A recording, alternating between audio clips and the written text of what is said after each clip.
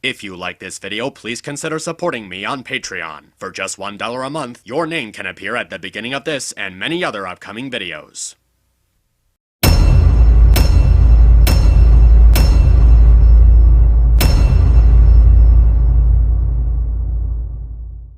Okay, just starting us off in the middle of things. I guess a lot of stories do that. Let's see what it adds. You must be the very worst wolf I've ever seen. A weak fake out we all saw coming. Anything else? Wolves don't hide in trees. I just picked the wrong tree. It was a dead tree. I'm gonna take this talk about trees as no, there is nothing else. So why do we have this generic intro? The opening to both the book and the animated film are simple, straightforward, and reveal a lot of character. Within the first few moments, we know Mowgli is an abandoned baby, a predator has the chance to kill him but doesn't, creates a connection showing love and care, and shows clearly that this is unusual and even risky, yet they still take that chance on this connection. With that nonsense, we have the opening to U.S. Marshals! Yeah, remember that sequel to The Fugitive you don't remember? They start off with a bland action sequence with the main character that doesn't tie into the rest of the movie. Doesn't tie into the rest of the movie? This opening chase is meant to show how the animals have been pushing Mowgli to be more of a wolf than a man, which he needed to be in order to survive out in the jungle for this long. This chase also contributes to one of the main elements of the final battle, where Mowgli shows how he gained experience and knowledge of recognizing the right trees to use, so he doesn't jump on or climb onto a weak branch which would have killed him. Lastly, it's mirrored during the epilogue, which is meant to show how much Mowgli has grown through the events of the film. It might seem insignificant at face value, but after you take more time to think about it, you realize that it makes 3 major contributions to the development of the plot. Comparing this opening chase scene to the openings of the animated versions doesn't work because it still makes sense in its own self-contained environment. It also just feels unnecessary. The people who made this movie had to have known that there were people who already saw the animated versions. They knew that going through all of this introducing Mowgli into his family and the jungle as his home stuff again would have been redundant because we already got that somewhere else. Perhaps that's not the case if you've never seen the animated versions, but in that case it still wouldn't matter because the live-action remake is still avoiding doing the same thing that the animated ones did. It was basically doing this to avoid origin fatigue. By the way, see if you can tell which lines are from one of the greatest literary minds who ever lived, and which ones are Disney writers trying to make their 5-year-old laugh. The law runneth over and back. For the strength of the pack is the wolf, and the strength of the wolf is the pack. There's a rock. That's my rock. That's my rock. Nobody touches my rock. There's another rock. The wolf that keeps it may prosper, but the wolf that breaks it will die. Weird. That's weird. Pretty hard to tell, right? This dialogue argument was something I was going to let slide at first, but after giving it some thought, this is also a very exaggerated criticism. And it also feels irritating that he's treating what's actually a nitpick as if it was a major problem with the movie. That part where the mice say weird a few times is meant to show how Mowgli's inventions are out of place in the jungle, and don't belong in the presence of the animals. The argument that Doug seems to make is the shift in the tone of the dialogue, but there's a couple of ways to explain it. Mowgli is speaking the wisdom that he learned from living in the wolf pack. They made his dialogue fitting and true to the setup of his character, so it's not a detriment to how the lines are delivered. And the animals who are completely irrelevant background characters are the ones who say the more lighthearted stuff, which can easily be ignored. He also uses this as an excuse to compare the live-action one to the animated ones again. Now, it's true that the 2 animated versions were wise to keep a consistent tone separate from each other, but Doug is using this to say that the live-action remake doesn't have a consistent tone. The problem with this argument is that the movie does have a tone that stays reasonably consistent, knowing how to time the serious stuff and the lighthearted stuff properly. A man cub becomes man, and man is forbidden! This Shere Khan is odd. The Shere Khan in this version still fits into the setting. His primal fear of man is still present, and he fears what Mowgli can become if he's allowed to live. Even if Mowgli did go to the village, what would stop him from coming back years later as a hunter? The other animals might know that Mowgli is better than this, but Shere Khan doesn't because of his prejudice. This was also something that was established in the animated Disney version. What's he got against the kid? He hates man with a vengeance, you know that. Because he fears man's gun and man's fire. But little Mowgli don't have those things. Shere Khan won't wait until he does. In the original story, he's a screaming, bloodthirsty thug, but still follow the laws of the jungle. In the anime one, he's calm and sophisticated, but does whatever he wants for the thrill of it. Here, they try to combine the two, and it just doesn't add up. I don't see how this Khan is supposed to be a combination of the two animated ones, since neither of their character traits are very present in him. He doesn't have either of their charisma, and he's far more straightforward with how menacing he is. He has an elegant vocabulary, but he's always dirty and covered in mud. Imagine if the anime one looked like that. He'd look ridiculous. You're trying my patience. The filth and dirt implies how he's a ruthless fighter who enjoys the brutality of his hunts. Again, it fits with this version because he's not trying to be charismatic. He's being straightforward in how ruthless he is. No matter where you go, or what they may call you, you will always be my son. Feel free to return to share our incredible moments, like hearing Bagheera talk about our incredible moments.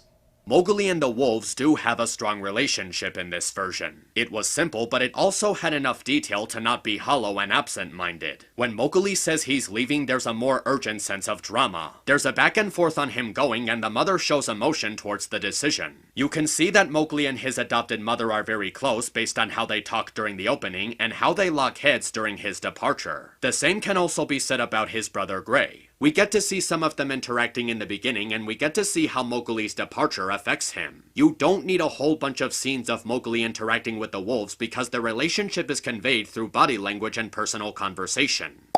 Shere Khan separates them, though, as Mowgli tries hiding among the wildebeest stampede. Those are water buffaloes, not wildebeests. Considering that he got this information wrong to make that Lion King reference, it just makes the joke feel more obvious and flat. Mowgli gets away, though, which should make Shere Khan happy, seeing how he's finally out of the jungle. Just because Khan didn't see Mowgli at the end of the stampede doesn't mean that he was out of the jungle. He could still be in it for all he knows. And guess what? He was right. Mowgli did spend the rest of the majority of the movie in the jungle. Now, this might sound like a dumb question at first, but really think about it. Like, actually think it over. Why does Shere Khan want Mowgli? Because of his primal fear of man, which is something that you should have picked up by now. Even if he's not as interesting as the animated counterparts, they still got that aspect of his character right. Khan didn't want to risk Mowgli growing stronger and becoming more of a tactician in a potential fight against him. And we see how he's capable of building sharp-ended weapons that he could use to fight off Khan. He obviously can't do anything against a whole village of people who have gathered to build firm structure and weapons that can easily overwhelm him, but when he hears of a single one being in his domain, he's compelled to destroy it. In the anime one is for the thrill of the hunt. He loves the challenge and smiles whenever he even hears the mention of man. The animated Disney one didn't hunt Mowgli just for the thrill of the chase. He too hated man with a vengeance. If he only did it for the thrill of the hunt, it would have made him look like a psychotic serial killer. And that clearly wasn't the way that his character was being established. If he can do whatever he wants, like in the anime one, why didn't he just get Mowgli at the watering hole? Because he can't just do whatever he wants. The whole Day of Peace thing was clearly spelled out for you. He had to respect the law of the water truce, a time when hunting was forbidden. This is what enrages Khan further because Mowgli is being protected by a truce he can't do anything about. It also upsets him that the man being forbidden rule was being excused for Mowgli's sake. And despite that, he still chose to not attack Mowgli at the watering hole while the truce was active. He waited until the rain season came, in which Peace Rock would be covered and the truce would have ended. He didn't kill Mowgli or Akela or anyone else at the Peace Rock because he knew that it was forbidden to fight there. This is meant to show that Khan, in his own up way, cares about the laws of the jungle to an extent. If he follows the rules like in the book, he just threw those out the window when he killed the wolf's leader. Again, Khan didn't violate the rules of the jungle when he killed Akela. He respected the law during the watering truce when hunting was forbidden. There was no truce going on at the time that he attacked him. The rain season had come and the Peace Rock was covered. And it doesn't matter because Mowgli's out of the jungle anyway, there's no threat. He was clearly still in the jungle as I just went over. That's why he felt compelled to draw him out. Either way, there's no reason for him to want this kid, not in character motivation or logical survival. The way I see it, Khan thinks of Mowgli as a threat because he obtained more intricate knowledge on the jungle, and he fears that he can use that knowledge to damage the jungle later on, which makes him potentially more dangerous than any other man. In a later scene, King Louie assumed that the ability to create the red flower is something that man is just born with. Shere Khan and many of the other animals could believe the same thing, so Khan would probably think that Mowgli will make a red flower and try to destroy the jungle when he gets older. I know they're trying to be the grown-up version. So now comes the most repetitive argument that Doug makes in this review, because trust me, you're gonna be hearing it a couple of more times, calling the live-action remake the grown-up version. I know I'm only speaking for myself here, but I never saw anyone calling the 2016 remake the grown-up version, especially considering how the movie is rated PG. It might be darker than the animated one, but that doesn't make it an adult version. And if you think it's because of the trailers, those don't count. The trailers were made to make the film look epic, not mature. I'd say that the Chuck Jones short was a lot more adult than the live-action remake, but that's not what the live-action remake was trying to be. It was trying to be a family movie in which both adults and children can enjoy it. Because of how the movie mixes more serious stuff with a lighthearted and upbeat tone, it's capable of translating its themes to any audience member of any age. Seeing Doug constantly throwing that reputation in its face when it never had it in the first place is obnoxious. And using that mocking voice and those finger movements to mock the movie's positive reception makes it feel a little bit more tedious. But when the adult version can't answer why and the kid version can, you're pretty much becoming DC. Dawn of Justice didn't suck because it was the grown-up alternative to the cartoon. It sucked because it was a poorly executed mess of 20 different stories meshed together with a faulty premise. Comparing it to this movie for the singular purpose of boosting your ego is a petty low blow. She, for no reason I can figure, tells him that Shere Khan killed his father, then tries to eat him but is knocked out by Baloo the bear. And that's it, no more Ka. Under 2 minutes of no jokes, no songs, not even really any character. Ka was doing more than just explaining Mowgli's backstory. She was foreshadowing the presence of the red flower, which plays a key role during the climax. It's described as a destructive, mysterious force that the animals of the jungle don't understand. It's why they're afraid of fire, and it's one of the reasons why man is supposed to be forbidden. This is a crucial plot point that Doug completely overlooks, despite that it was meant to explain to the audience about one of the reasons why Khan is afraid of Mowgli and why he would want to kill him. So despite not having as much character as the animated one, she still added something to the film. So, which one is really better? The silly little kid version that no one remembers, or the super complex, dark and gritty grown-up version? What the are you people? Alright, if Doug is gonna keep bringing this up, then I suppose I should say something about it too. The idea of something being darker, edgier, and more serious. Here's how I understand it to work. In order for the darker and more serious stuff to not come across as overbearing and annoying, there needs to be a form of compromise. If you make something dark and edgy for the sake of being dark and edgy, of course it's going to be bad. However, if you can find a way for it to have purpose and meaning in the story that you're telling while not pushing it too much, you can end up pulling off something interesting. For example, Batman the Animated Series could have been incredibly awful. It could have been a cartoon that was being dark and edgy and serious for the singular purpose of appeasing to an older audience. But the writing came across as balanced and relatable, and it wasn't just dark and edgy. It was also silly, goofy, straightforward, adventurous, charming, all mixed with a sense of humanity. These were things that both adults and children could relate to, which would explain why many adults who grew up in the 90s still find Batman the Animated Series as a fantastic show. And that's what the live-action remake of The Jungle Book is. It too was darker and more serious, but it was also silly, goofy, straightforward, adventurous, and charming. The way that Doug constantly mocks it by calling it the adult version or the grown-up version quickly becomes a straw man argument. It feels like an ongoing argument in the YouTube comment section, and he's really reaching out to things to complain about in order to prove his faulty points.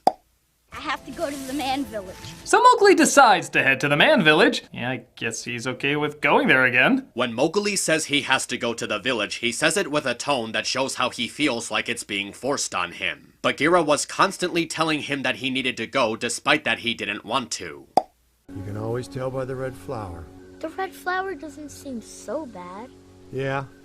Let it loose, and it destroys everything it touches. Kind of weird how he calls fire the red flower, but a moment earlier he used the word propaganda. He calls it the red flower because he, like every other animal, doesn't know anything about it. All he knows is how it's a destructive force that spreads fast. He's more familiar with the wolves because he lives in the same space as them, and their lifestyle strongly contrasts with his own. That's why he jokingly refers to their speech as propaganda. And furthermore, why would you expect any of the animals to refer to fire as fire in this version? It's made very clear that no one in the jungle knows the actual term. The idea of fire being a mysterious force to the inhabitants of the jungle is captured during Mowgli sneaking into the village near the climax. We see it from his point of view as this vibrant red aura that looks majestic and beautiful, but can also be destructive if handled poorly.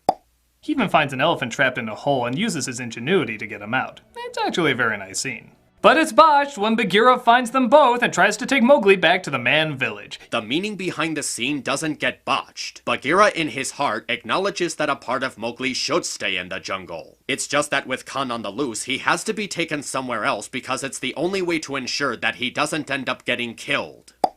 Do I have to spell this out? I don't want you around anymore. Okay, look, this scene in the anime one is kinda lame too, because Mowgli's just being a brat. But Baloo still tells him the truth. But telling Mowgli the truth wouldn't have changed anything, or make him stay away from Khan for that matter. Bagheera tried changing Mowgli's mind earlier, and that didn't work either. Mowgli still wanted to stay in the jungle, even with Bagheera warning him about Khan. If Baloo told Mowgli that he should just live in the village, he would argue and stubbornly stay anyway. Also, if he does tell the truth and tell Mowgli that his wolf father was killed, it would make Mowgli go back to Khan in revenge, which would end up doing exactly what Khan wants. It might result in the cliché rift for the third act, but it still makes sense in the context of the situation. Driving him away was the only reasonable thing he could think of to make Mowgli think of going to the village. In this version, Baloo convinces him to stay in the jungle. Mowgli was actually gonna go to the man village even without Bagheera. There was no guarantee that Mowgli was gonna go to the village because of how much more fun he was having living with Baloo. He specifically said that he didn't want to leave because he felt better living there. This is something that he says after that pep talk by the village. You also need to consider Mowgli's main motivation. He wanted to leave the wolf pack because he thought it would keep them safe from Khan. Mowgli never wanted to go to the man village at all. He always saw going to the village as a minor alternative to going somewhere else. There's a scene earlier on where he suggests living with a different herd of animals where he thinks he can hide from Khan. Once Mowgli feels he can just live with Baloo, an alternative is presented to him and he would no longer feel a desire to go to the man village.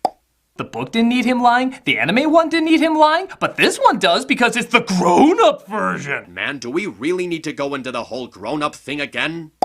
How did it get this again? Okay, anyone with half a brain can tell at this point that Rotten Tomatoes is a horrible, irrelevant website, and shame on you for using it as a reliable source of information, twice. But before getting him out, Louis reveals that the leader of the wolves is dead. Shere Khan killed him. Again, Bagheera could have relayed that information. Had Bagheera relayed that information to Mowgli, it would have made him run recklessly to his death. Which, guess what, is exactly what ends up happening. Bagheera was put in charge of looking after Mowgli specifically to not let that happen. But we have to pretend this pointless scene wasn't a pointless scene because, again, grown-up version. Come on, man, it's not even funny anymore. Did you seriously just assume that because it's a live-action remake? Yeah. Funny you should mention that considering he said this in his Beauty and the Beast review. But seeing how that was the kids' version and this one wants to be more adult, let's spell it out even more! Yeah. Not a good look, Doug. At least according to MisAnthro Pony. Finding this out, Mowgli sneaks into the man village to grab the red flower to fight off Shere Khan. A few drops of it fall and I can see where the phrase spread like wildfire comes from because the whole jungle's on fire in seconds! Okay, this would literally have to go from this to this in a matter of a few minutes. Even wildfire doesn't spread like wildfire! Yeah, I watched Bambi a while back, and the fire in that movie spread pretty fast too. This would be okay as a nitpick, but he's treating it like a plot hole considering that he brings it up a few more times during the climax. Wildfire can actually spread pretty fast, and if he doesn't believe that, he's clearly never heard of Arizona. Actually, MisAnthro Pony, that's not strictly true. It is possible to have heard about a country or a state, in this case Arizona, and only know real basic info about it, such as the flag, the capital, the shape, and where it's located in the world. Like, that was the case with me as a kid growing up. I knew the names of lots of countries of the world, such as Suriname, Benin, Azerbaijan, Bhutan, and I only knew, like real basic info, like the flag and that. yes, even with something as controversial as Israel, like everyone knows Israel is a country that has all the conflict and stuff with, you know, Palestine, and I literally only knew about it as another country with a name, flag, and capital and all that. Like, that's how ill-informed I was about the countries. I've never even heard about Palestine until I was a teenager, and heard about it from the song Yakko's World from Animaniacs. And the same thing with North and South Korea. I literally thought the only difference between the two was the same as the difference between North and South Carolina, or the Dakotas, for example. Like, I literally thought they were just the same thing, just with different flags and capitals. Like, I literally once asked which Korea Animaniacs was animated in. That's how ill-informed I was about the Koreas. So, yeah, but what do you expect when I learned about the countries from a CD-ROM game and didn't bother reading the boring paragraphs, because you know what kids are like, their short attention spans. But all this to say, it is possible that Doug's heard of Arizona, but he doesn't know what happens in Arizona. Just thought I'd point that out. Anyway, let's get back on with the video. So the animals are now afraid of Mowgli for starting the fire, even his family, but he throws out the fire, which is the stupidest thing he could have done. That was the stupidest thing you could have done. Right? If you destroyed their home, you might as well use it for its original intent. Mowgli was proving to Khan and all of the other animals that he wasn't the kind of man that he was afraid of. Sure, he gets the fire at the beginning, but that's after he found out that his family was in danger. He was desperate and needed something he thought he could use to protect them from Khan. That was just the pressuring situation he was placed in, especially since he was left more angry by Baloo and Bagheera not being honest with him. When Mowgli was given the chance to use the fire to hurt Khan instead of protect his wolf pack, he gets rid of it. But the animals stand behind Mowgli to say, thanks for burning everything down, and why the didn't we rise up to fight this days earlier? The wolves weren't strong enough to take on Khan by themselves, something that was actually shown during the final battle. In just about every version, he goes back to the man village because they build up, that's where he belongs, but this one doesn't do that. Why? No clue! I do prefer the ending of the animated versions, but I can actually see what they were going for here. They wanted to give the ending a more modern take, and things that happen in this version actually support that take. It's an allegory for nurture over nature. The Jungle Book at its core is still about a human boy who was raised and loved by animals, and the bond between him and the wolves is made out to be stronger than in the animated Disney one. Instead of the message being you have to be with your own kind, it was turned into live where you feel like you belong. So it's not really a surprise that this movie would take a different direction and stay true to what it was doing. Guys, I don't get this. Considering your history with Disney movies, I never expected you to. The original story is aggressive, dark, and full of great tropes. The animated film is cute, charming, and full of unforgettable characters. This tries to combine them without realizing what made them work on their own. Or maybe it was doing its own spin on the story. The new ending they went with kind of implements that. Just because it was acknowledging things that happened in the animated versions doesn't mean it was trying to be a combination of the two. Are you gonna remember any of these characters more than the animated one? Probably not.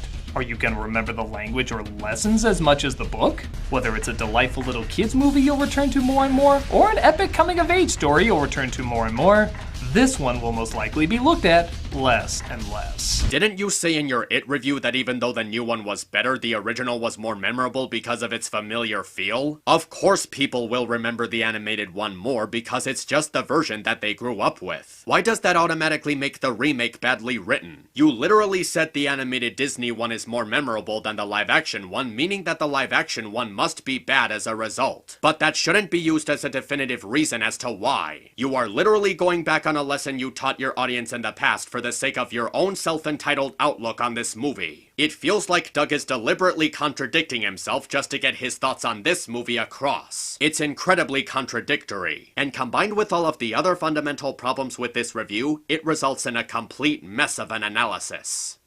I want Disney to do an authentic version of this book. I want it so authentic that the author's name is above the title. The Jungle Book. Not directed by the idiot who directed the Mummy movie. But it's in live action, Doug. That must mean it's the real grown-up you know what?